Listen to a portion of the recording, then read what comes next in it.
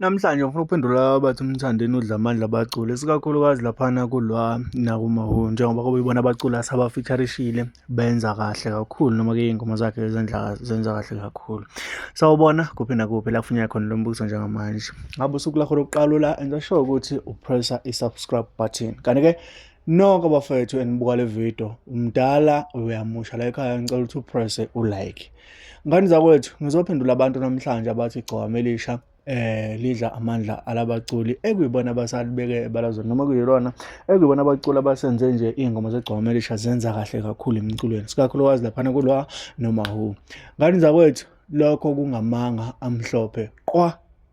Ngingasho ngithi mina hlampe umthandeni ngalento ethi uma isebenza nomunye umuntu kuyasebenzeka, noma-ke wenza kahle kakhulu, kodwa hlampe uma eyedwa akunaki ukuthi wenze kahle kakhulu.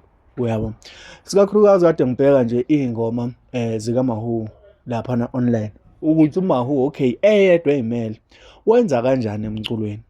Buka le video le elandelayo.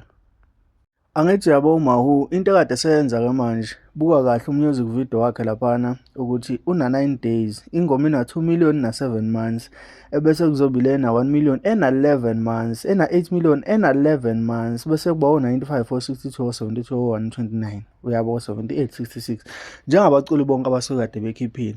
uMahu into ekade yenza-ke kulezi iy'nsuku, kade ethi uma ngabe ephosta laphana ku-Facebook wakhe, njengoba sazi sonke ukuthi abantu kakhulu babuka ukuthi uposteni, befika poste mayelana nama-achievement noma poste isithombe sakhe, ebese efaka ilinki yengoma le music video lo othi othukela, njengoba una-9 days ulaphana ko-100,000 something, kodwa ngo-1 day benegcwama elisha bawathi beshaya 1 million views. Kwase kuthi-ke ngalezi ezinye iy'nsuku angisawakhumbuli lawo manje, kodwa njengoba beku-5 million njengamanje. So ngitshela ukuthi-ke ubani odla amandla omunye kahle kahle, ubani uyena owenza kahle, noma benza kahle uma behlangene, cha benza kahle uma behlangene, angeke sikuphike lokho, kodwa leyo ukuthi udla amandla omunye cha, ngiyayiphikisa leyo ngoba ayisilona iqiniso. Nolwa kanjalo uma ubuka njengamanje bambalwa abantu, njengolento ngake ngayisho ngathi abantu ababuyele kulwa njengamanje, abantu abebeloyal towards yena vele, abebevele bemlandela ngaleso sikhathi, nabanye-ke aba-edekile ngalesi sikhathi eqeda kukhipha iParis kanye-ke nomthandeni. Khona abantu aba-edekayo automatically bese bebaloyal ngokuthi mhlawumbe bafica into enhle abayithandayo ngaleso sikhathi.